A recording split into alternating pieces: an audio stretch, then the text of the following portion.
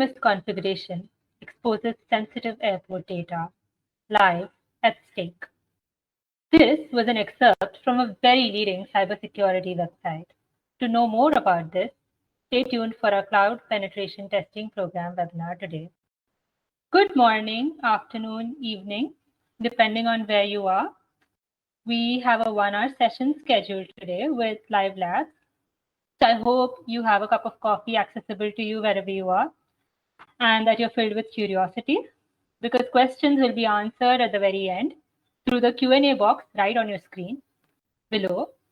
There'll be polls at the end as well, so don't forget about that.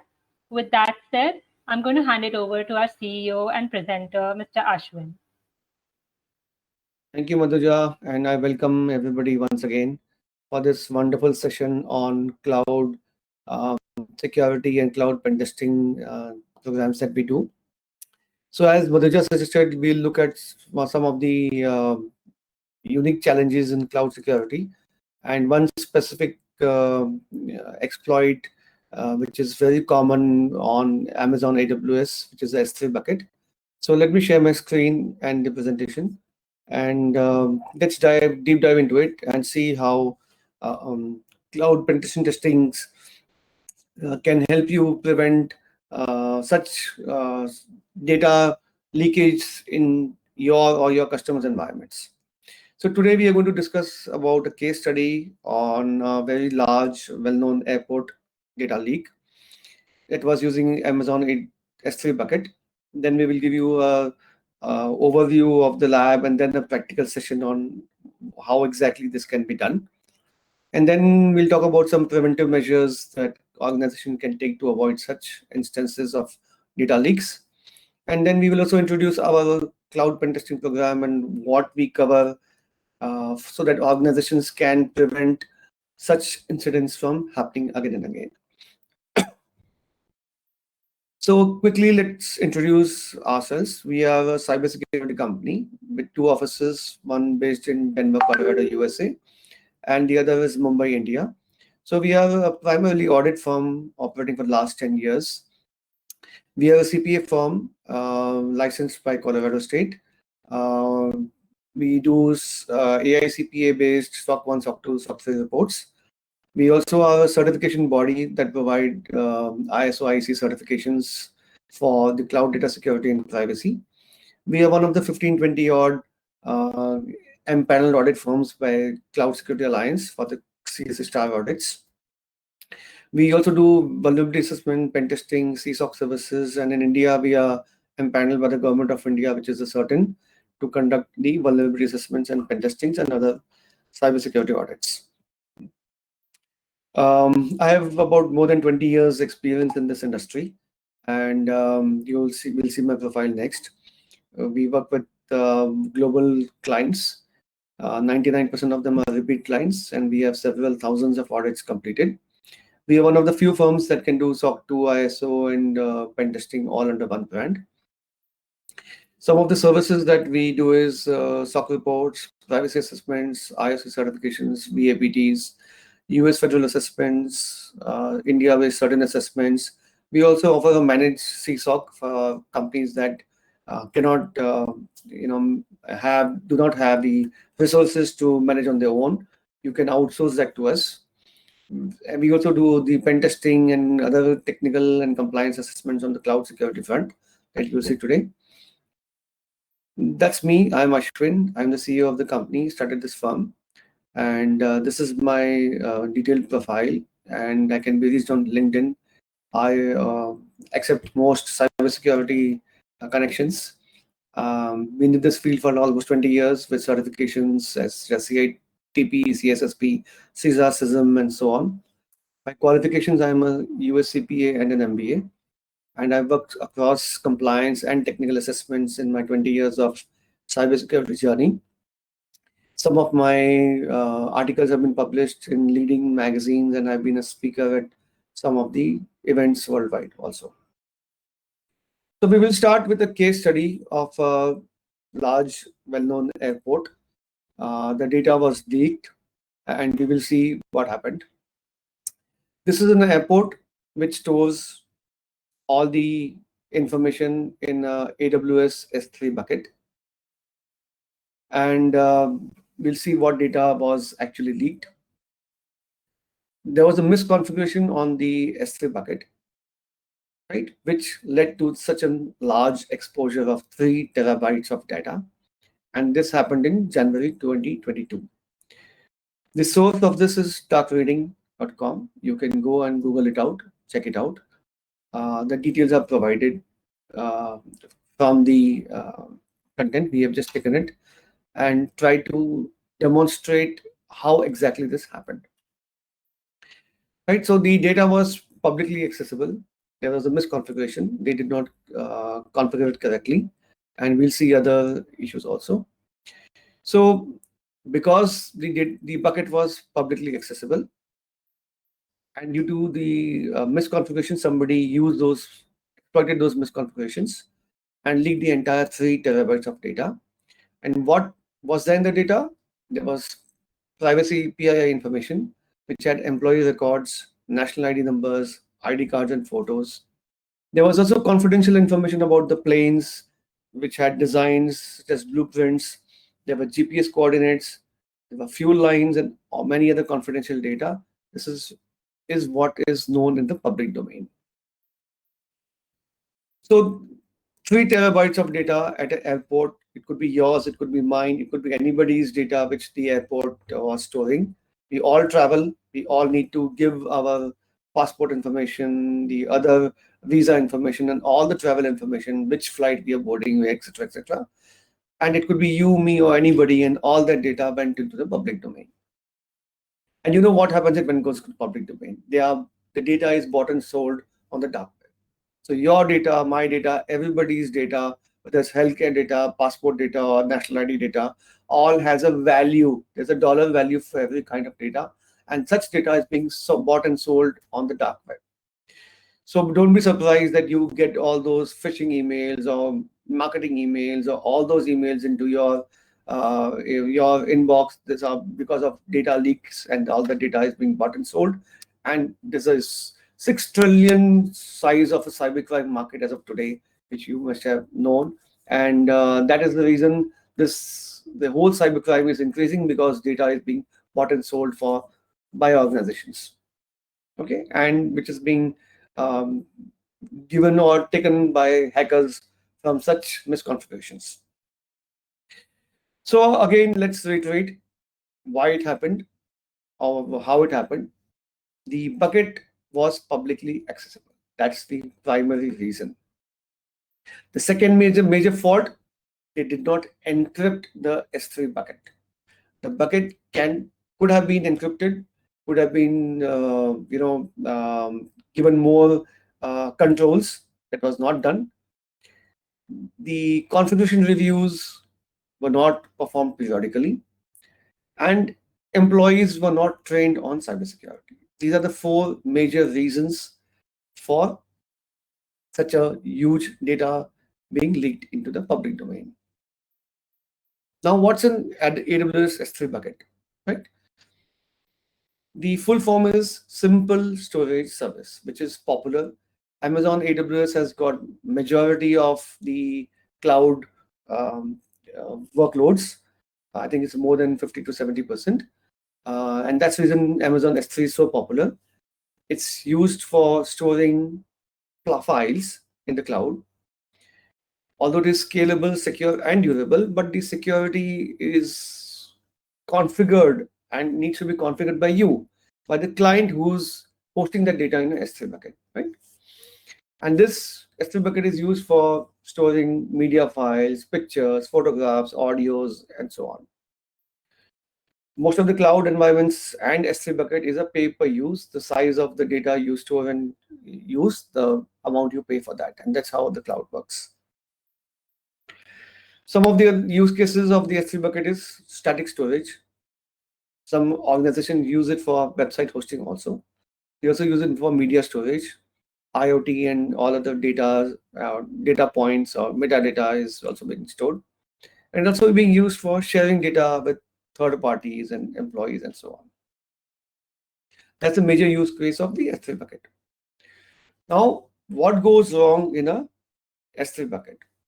The major point is misconfigurations. In cloud, although cloud is natively secure, it's secure in the sense there's a misconception of security. Many people assume that because they have signed up with Amazon or Azure or GCP, everything by default is secure. I think that is a myth. And even some of the cloud security providers or users are not able to get this straight. So please understand the security is based on your configurations, how you configure it. The provisions are available, but you need to do those configurations to make it secure. By default, nothing is secure. Like we purchase any Wi-Fi router or firewall or any system, you get a default admin as a username and password, right? And even in today's environment, right, when we know that we shouldn't be using default passwords and usernames, we still use default usernames and passwords, right? The most common password again today is password, even to till date. And many companies, for the sake of negligence or moving faster to the cloud, ignore those security baselining and configurations that needs to be done before uploading anything on the cloud. That is being missed out totally, and this is another what you say, a case of misconfigurations, and for whatever reasons we don't know that, but these are the possible reasons that happen, and such misconfiguration happen due to these reasons, right?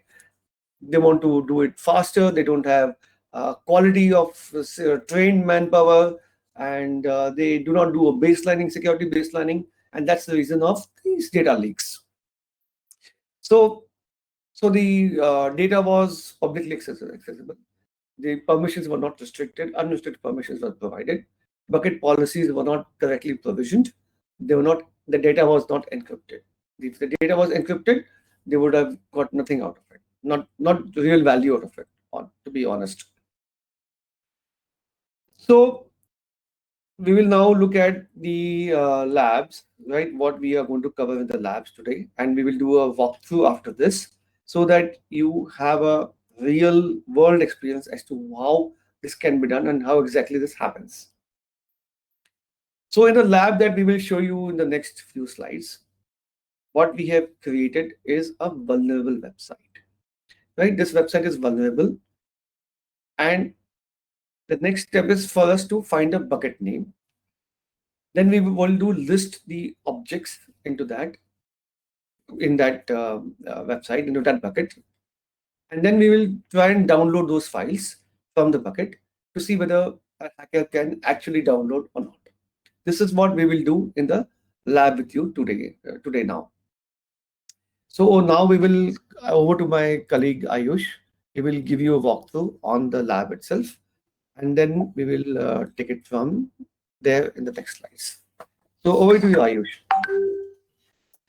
So the aim of this lab is to understand the importance of the S3 bucket, where configurations are a critical component of data security in cloud environments. Sir, are you able to see my screen? Yeah, it's loading, Ayush.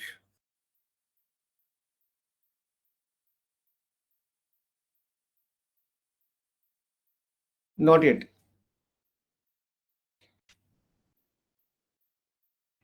So again, while Ayush is loading up the screen, so we have, in this lab, we created a scenario where the website stores all its data, images, important data in an Amazon S3 bucket. And the aim of this exercise is to find out first the name of the S3 bucket. And then when we have the name, we will check if the bucket is publicly accessible. And if the bucket is publicly accessible, we will try to list the objects in the bucket. And then if we can list the objects, we will try to download them from the S3 bucket into our laptop. Ayush, are you ready? Yes, sir. I'm sharing my screen. Please let me know. No, not yet. Is it now, sir? Yeah. It's loading. Yes. Right. So here we will see one of these, you can see the screen, one of these websites here are vulnerable. And Ayush, you can, let's open any of these blogs. and let's show them how the S3 bucket can be uh, seen. That's the first goal, right? Yes, sir. Am I right, Ayush? Yes, sir. First goal is to find the bucket name, right? Yes, sir. So let's can you explain how to find the bucket name? Okay. So we have opened the lab, and as you can see, our first goal is to find the bucket name. For this, we have to right click and open this page image in the new tab. We go to the particular image. Here we get to know our bucket name, which is production blog AWS code bucket hyphen 610 and 944.s3. And so this is the bucket name, sir.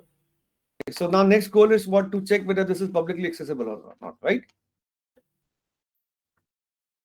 So for this, we first try to remove the file name over here, and let's check what is the output.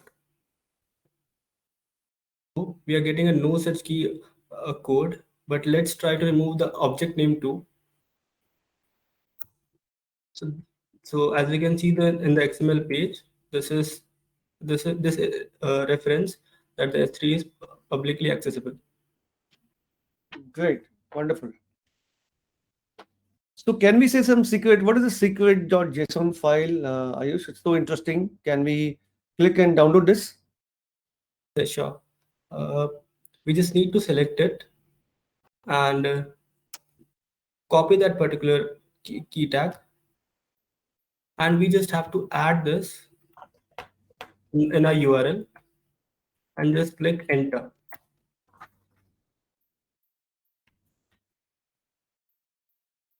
So this is the company secret page. Basically, it shows how our company that particular vulnerable website has been made, to which JS file, static file, and what are the configuration files over here, starting from the JS map to the chunk.js file. And if you want to download it, just have to right click on it, click on save as option, and click on save over here. It has been saved, so we can see it over here also. If we open it, we can see the same output over here also. Over to you, sir. Yeah, great. Thank you, Ayush. So we just demonstrated to you. We can do the steps once again, just to make sure that everybody is on the same page. So let's do this once again, Ayush. Let's go back to the to your main screen, if we can, right? And right click. So what we have shown to you is publicly accessible, vulnerable website. We clicked on the website, we opened it, right? Then we looked at the bucket, we validated whether the bucket was publicly accessible or not, right? We saw that we changed the file path, right? And we listed the contents of the entire S3 bucket. So the contents of the entire S3 bucket was seen to us. We tried to look at all of those files. We found one file secret, which was very interesting. We right clicked on that link. We downloaded it. So all of this information is publicly available on the website. We downloaded it with a right click, and all the data came into our laptop. So this is what we were trying to do and trying to explain to you in this lab exercise, that any S3 bucket website or any other data which is being stored on an S3 bucket, if the configurations are not done right, or in other words, if there's a misconfiguration of files of the parameters, access parameters, or anything which is not configured right, your entire data can be publicly accessible. It can go to the hackers. Your sensitive data, if the PII data or confidential data, whatever is stored in the S3 bucket, can be downloaded by anyone by just this simple steps. 3 to 4 steps, you can download the data, and all your data is gone to anybody or hackers or whoever it is, and the data is being bought and sold on the dark web. This is what we wanted to explain by this lab demonstration. I think thank you Ayush, I'll share my screen now, and we will take the other aspects of this presentation. Thank you. Thank you, Ayush. If there are any questions, we can take it in the last. Right? So let me share my screen again. So the live demonstration is over, right? And again, we have seen this live demonstration, and after this, we wanted to tell you is it was not just this airport with having this S3 bucket data lake, which leaked 3 terabytes of data. There were several instances like this. If you do a Google search, right, simple Google search, you will find uh, so many cases. A few of them are listed here, right? In July 22, McGraw Hill's S3 bucket exposed 100,000 students' grades, personal information, and the size of the data was 22 terabytes. In August 2020, an S3 bucket exposed the US senior citizens data and Canadian data also, which was 182 GB. Then there was another unsecured AWS S3's malicious code, and this is a company called Twilio, right? The data size is unknown, but again they had a data breach due to S3 bucket. Again, in June 2020, 7.2 million records were exposed, but from an Indian Beam app, which was about 409 GB of data. Then there's a medical advisors, patient files, which exposed 7 GB of data. Then for another Fortune 100 companies called Ford, Netflix, and TD Bank, right? All the big names had S3 bucket exposure of 1 terabyte. And then a vendor for one of the Fortune 100 exposed companies had terabytes of backups, right? Out of which the 750 GB of data was exposed. And then another medical records company for patient doctor recordings were exposed, which was about 7 GB. I mean, these are some of the few instances, but if you do a Google search, you will find hundreds and hundreds of such instances and simple misconfigurations. What was the reason? Simple misconfigurations which exposed data, and they made the hackers earn millions of dollars by selling such data to the dark web. Now, how can such incidents be prevented? It's easy, not difficult. Few basic steps, right? We need to do periodic vulnerability assessments, pen testing, and config reviews, of the entire cloud environment, not just S3 buckets. The entire databases, your entire network, your entire cloud storage, your EC3, your whatever VMs or whatever infrastructure in the cloud you're using. We need to do periodic configuration of the entire cloud architecture, right? The second thing, Amazon provides you simple options of encrypting the data. Why cannot everybody encrypt the data so that even if the data is lost, it becomes useless to the hackers? Simple. It's by default available. We just need to go and make those configurations. Enable the encryptions in the configurations. It's so easy, so simple. Just one checkbox. That's it. Right? And we also need to have a cloud monitoring system, like AWS provides the CloudTail and CloudWatch and so many things where the alerts can be configured into an incident management system where anything such happens, you get immediate alerts. Maybe we can, inform our people from whose PI data or confidential data is lost or something. At least we have a monitoring system in place that such incident actually happened. Although it's not a preventive measure, but at least it's a detection measure. If not, you couldn't prevent it, but at least you can detect it. Some of these data leaks are not even being detected by the companies. I mean, when they only come to know when their data is actually bought and sold to the dark web, and somebody third party informs, oh, we found this, it was there on your website, and we bought this one. So they come to know from third party sources, and the alerting mechanism is not there in place at all. So some of the alerting mechanisms are just configurations again. You can configure the alerts, you can put people in place to monitor those systems, and try to at least have some alerting systems based on your incident management SOPs and how you configure them. Most important and one of the few things which are missing is training the employees. So the right education on cloud security is not there in the market. People are trying to learn in a haphazard way, not a systematic manner. And that is why we are emphasizing today in our program, which we'll cover in the next few slides, that you need to understand cloud security in a systematic manner, and not just to take some document from somewhere, do this half-hearted, do this half-hearted, and do this, and then tomorrow we say, oh, my data is lost, my data has been so, we did all our best efforts, we are using this and that. But blaming it on something else is very easy. Preventive such things and making sure that things don't happen is the most difficult thing to do, right? So let's understand where we are today. What's the market scenario? The market scenario is there's an acute shortage of cloud security professionals, period. That's the fact. And that can be validated by LinkedIn, which in only one location was showing 33,000 vacancies for cloud security professionals. Indeed, only for one location in worldwide was showing 10,000 plus vacancies. Monster, which is one of the top US websites, was showing 1,500 vacancies only for one location. And Dice, which is another US-based job portal, was showing 25,800 vacancies at a single point of time.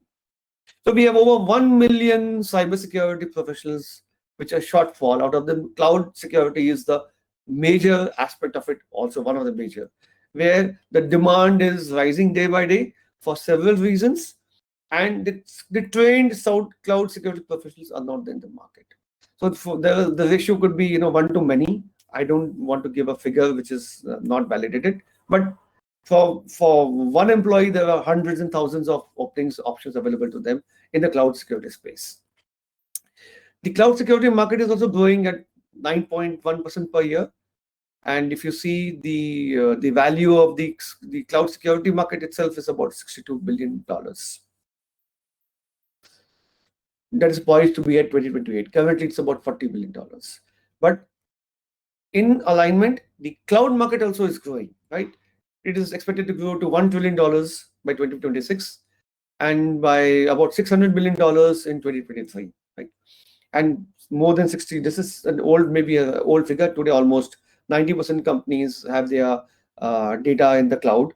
Some of the infrastructures may be in the cloud, whether they are using public cloud or hybrid cloud or private cloud or whatever the case may be. But the fact is that data is being stored in the cloud, applications are migrated to cloud, the servers are migrated to cloud, the in-house data center concept is gone, and this is the fact today. And the cloud is here to stay. And the best way is to adapt the cloud in a more secured fashion, in a more organized fashion. So to cater to this shortfall of the cloud security professionals, Accedere has introduced a cloud pen testing program, which we will go through in the next slides. Now, this training program, right, is designed by auditors and technical assessors, and not just by academicians who will create something from somewhere and make it. This is a hands-on, practical, laboratory-based programs. What you just saw in the live demo is an extract of a small visual of our own labs, where we have built so many such scenarios. This was on the S3 bucket misconfiguration scenario. We have hundreds of scenarios like this based on GCP and Azure and AWS cloud environments, where most of the configurations are configured. Most of these, use cases are configured, and you will get a hands-on to do such trial and errors, where you will learn with practical knowledge and not just theoretical knowledge. So this was a comprehensive curriculum based on the practical pen testing skills and methods used in today's top companies, and also aligned with these best practices provided by these three cloud giants. And we would encourage people like you to try this program, use this, and excel yourself in the cloud security domain, and make yourselves available to the job market in the cloud security. So this is a three areas have been clubbed together to make a bundle which covers the networking aspect, because to do cloud you also need to understand the networks, how the IP addresses systems work, and how the ADU system works, and how do you do a network pen testing, how do you do IP addresses, and how do you do the public IPs configuration, and all the networking concepts are covered in the first module. Now, in the second module, we cover the entire web applications, like so many websites, as we see hosted on Amazon S3 bucket or EC2 instances, or on Azure or on GCP. So all those web aspects on not only on the cloud, but even the other normal websites are covered, right? Whether you having vulnerabilities on the supporting infrastructure or on the application code itself, all those areas are covered in the web application pen testing. So once this base of network and web is covered, then we take you on the third module, which is the cloud pen testing, which one of the labs we just saw in the live demonstration. So this program was designed to make sure all the three aspects which are the most important for doing a pen testing, live pen testing, are covered, so that somebody who takes the entire bundle is ready to go into a corporate job. It's not just theoretical knowledge, it is practical knowledge. It's practical hands-on they will do, and they will be able to demonstrate that into the real world environment. This is where we created this whole program. And we are one of the few companies worldwide which offer the whole program end-to-end with the labs, theory plus labs on an automated platform, which can be, we'll see on the slides next, which is so easy to use. And you can do this entire program at your own pace, at your own convenience, sitting at home or anywhere in the world. Now, in the networking and fundamental pen testing, we cover the entire networks, introduction to networks, getting started with Kali Linux. We cover the basics of cryptography. We tell you show you how to do a manual pen testing. Then we also cover the Metasploit framework. We also teach you how to use the Nessus vulnerability tool, right? So these are all hands-on things, because pen testing cannot be done with just automated tools. Manual testing is mandatory, because 70% or 80% of the tools gives you false positives, right? So you'll get 70%, 80% false positive by just using tools. So you need to validate all of those manually, and that's the reason manual pen testing still is prevalent in this industry. Now, the next module is the web application, as we discussed. So that covers introduction to web applications, introduction to the web application architecture, introduction to web attacks. We cover the OWASP, most of these best practices and recommendations. We also cover the SANS best practices and recommendations. We'll teach you how to have a systematic methodology on how to do the web pen testing. Then use of burp suite, and then security testing parameters, how to use and when to use those.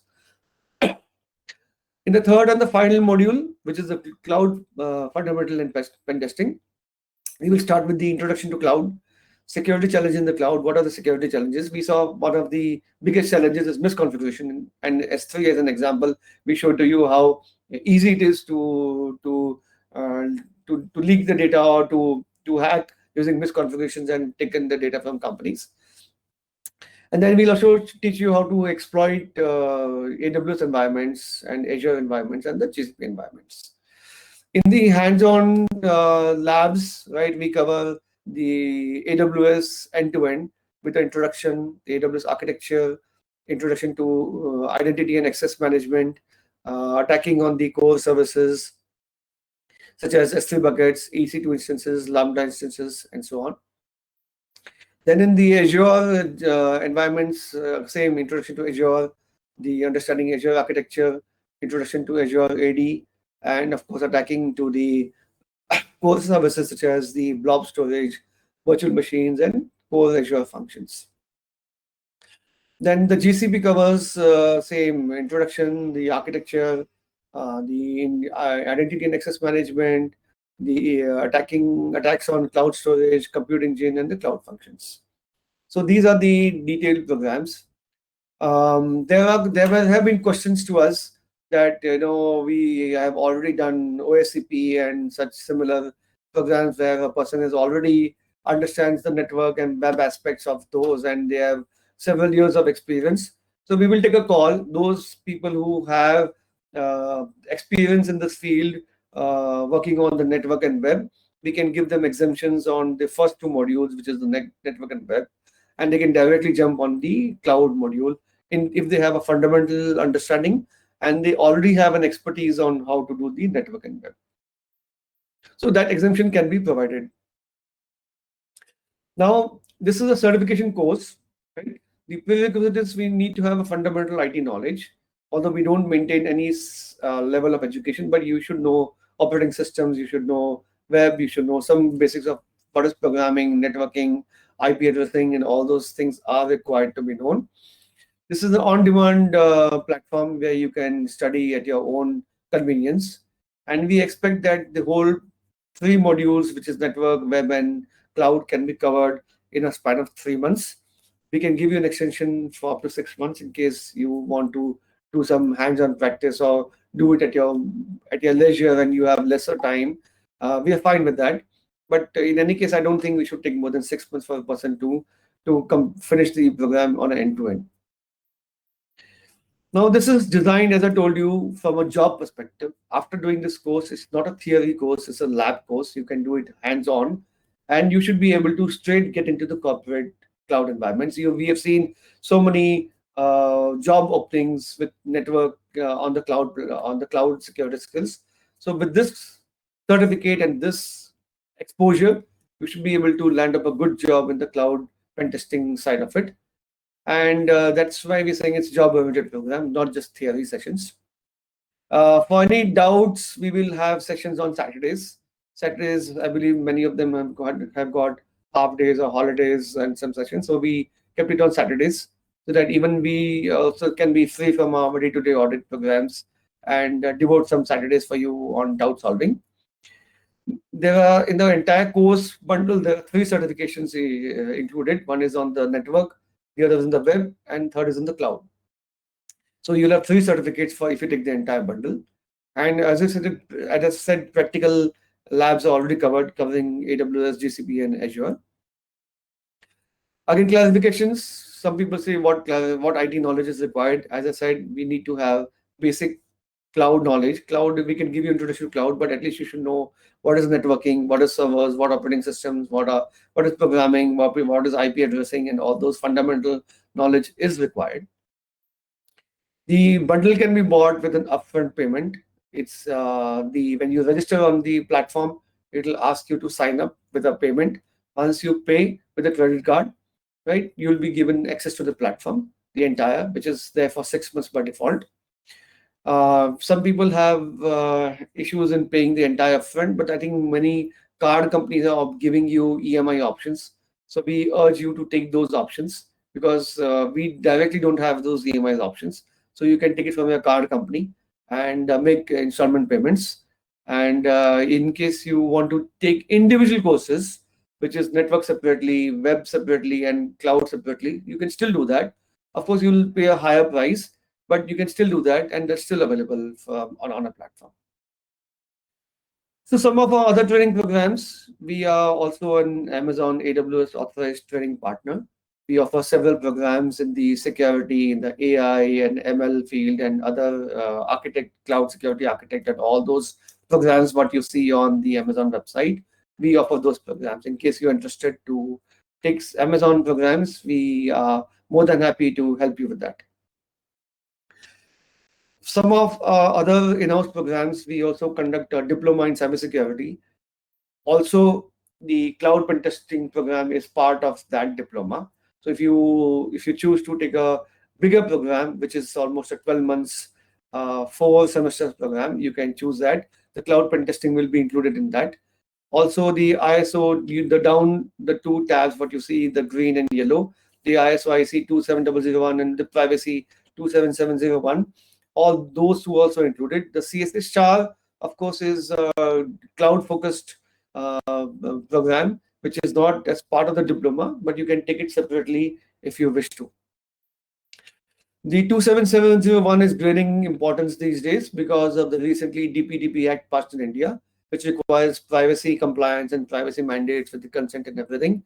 So those people who are privacy focused, we urge them to look at that program, which is very well aligned with the PIMS and the DPDP Act also. Of course, the 27001 is ISMS, very popular. Many of our clients and customers do take that. And that's all I had for today. If you have any questions, we can take them. We can post them on the Q&A box and we can take them now. Thank you for the presentation, Mr. Ashwin. Ayush. That was very informative. So Yeah. we have a poll.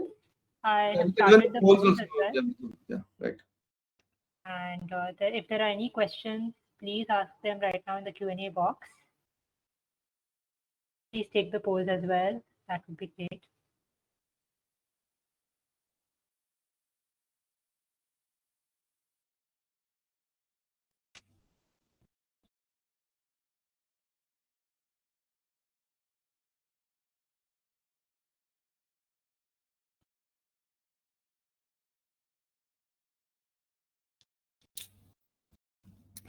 So I don't see any questions. It seems that the webinar was quite self-explanatory, right? Ayush did a good job and he explained it well. So looks like people have understood it well and no questions. We will wait for another few minutes in case we have any questions. We are more than happy to take them. And we'll wait for some poll results also. Madhuja? Yes. So polls are here right now.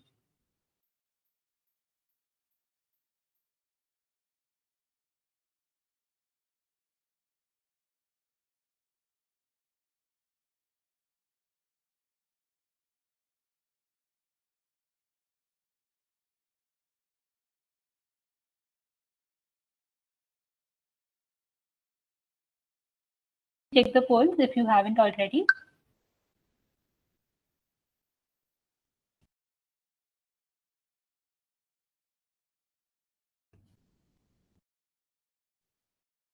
So we have one question. In the meantime, people are doing their polls. Let's see what it is. So the question is, what are the other cloud services that can be tested? Can you give examples? I think I covered that in the slide. Let me share the slide again and show you what I was referring to. So if you see this slide, right, once again, so the three environments we are going to cover in detail, right? And if you see the last sections here, right, we will show you the entire cloud architecture here. AWS entire architecture is covered. How to look at the entire misconfigurations and configurations on the entire architecture. And then specific services such as the S3 bucket is covered. All the EC2 instances are covered.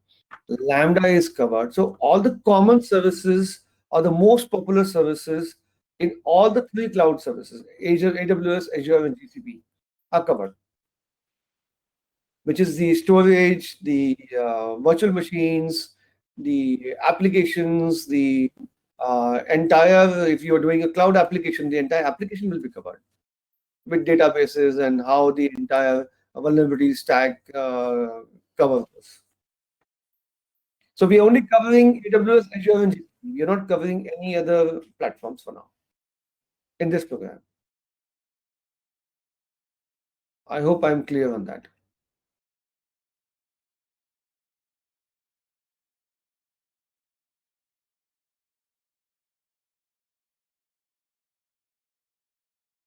Three most popular. So Amazon AWS is still about 70% of the market share. Sorry. Others are GCP and Azure. So with these three, 80 to 90% cloud environments are already covered. And once you get the fundamentals of these three, I think you can do any cloud application. Oh, fantastic. Sorry. So I don't think there's any other questions. So I think we can, Madhuja, we can thank everybody for the event. Okay. So sorry. There is one more. Pardon? There is one more question. One more question. We'll take this as the last question. What are the other cloud security issues and threats other than misconfigurations? So, good question. So again, let me refer this to the slide again. So misconfiguration is one. Identity and access management is other. Pen testing is we exploit any vulnerability. So there could be several vulnerabilities, coding errors, right? Configuration misconfiguration, I told you, is the biggest, but it could be coding issues. It could be periodic reviews, patch management. See, exploits can be happen for anything. It could be patches, it could be coding issues, it could be misconfigurations, it could be anything, right? So all of the areas, architecture review, misconfigurations, identity and access management, cloud monitoring, all of these are covered as part of this program, right? I hope I answered your question. Okay, so I think we can thank everybody. Madhuja, Thank you, everyone, for the lively webinar, and hope you had fun. Thank you once again. And this, just to clarify, this webinar will be available on YouTube, and it will be available to all of you who have attended this webinar. Thank you. Have a great day. Bye.